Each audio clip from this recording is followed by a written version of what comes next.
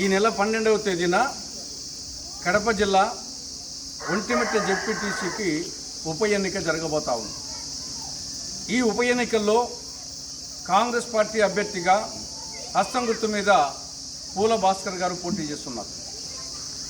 ఒంటిమిట్ట మండల voter మహాశైలకు Congress party విజ్ఞప్తి చేస్తూ ఉంది.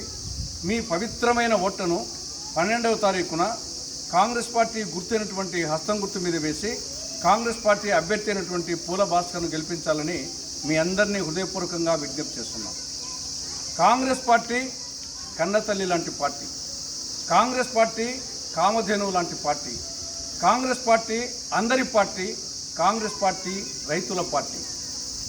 ఎస్సీలకు 15% రిజర్వేషన్లు కల్పించింది కాంగ్రెస్ పార్టీ, ఎస్సీలకు 6% రిజర్వేషన్లు కల్పించింది కాంగ్రెస్ పార్టీ, బీసీలకు 20% రిజర్వేషన్లు కల్పించింది కాంగ్రెస్ పార్టీ, ముస్లిం మైనార్టీలకు 4% రిజర్వేషన్ కల్పించింది కాంగ్రెస్ పార్టీ, మహిళలకు 33% రిజర్వేషన్లు కల్పించింది కాంగ్రెస్ పార్టీ. కానీ కాంగ్రెస్ పార్టీ అందరి పార్టీ, కాంగ్రెస్ పార్టీ రైతుల పార్టీ. కాంగ్రెస్ హయాంలో రైతుల ముఖాల్లో సంతోషం కనిపిస్తూ ఉండేది. వ్యవసాయం దండుగా కాదు పండుగ అనే వాతావరణం ఉండేది ఆ రోజుల్లో. కానీ తర్వాత వచ్చినటువంటి టీడీపీ పాలనలో, వైకాపా పాలనలో, ప్రస్తుత కూటమి పాలనలో వ్యవసాయం పండుగ కాదు దండుగా అనే వాతావరణం వచ్చింది. వ్యవసాయం గిట్టుబాటు కావడం లేదు. ఏ పంటకు గిట్టుబాటు ధర లభించడం లేదు.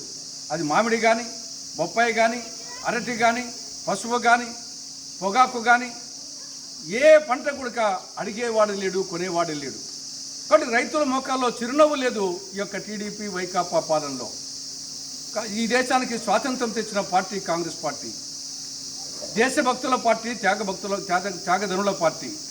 జాతిపిత మహాత్ముడు, శాంతిదూత జవహర్లాల్ నెహ్రూ, విప్లవ నేత నేతాజీ సుభాష్ చంద్రబోస్, ఉక్కు మనిషి వల్లభాయ్ పటేల్, ఉక్కు మహిళ ఇందిరమ్మ, రైతు బిడ్డ నీలం సంజీవరెడ్డి, త్యాగశీలి సోనియమ్మ లాంటి ప్రపంచ నాయకులు నాయకత్వం వహించిన పార్టీ కాంగ్రెస్ పార్టీ.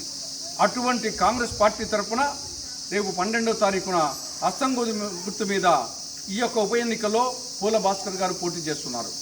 ఇది ఉప ఎన్నికే కావచ్చు.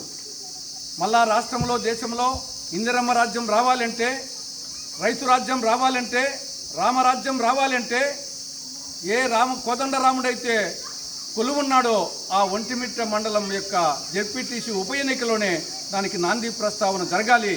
ఇక్కడ నుండే కాంగ్రెస్ పార్టీ తన జైత్రయాత్రను ప్రారంభించాలి.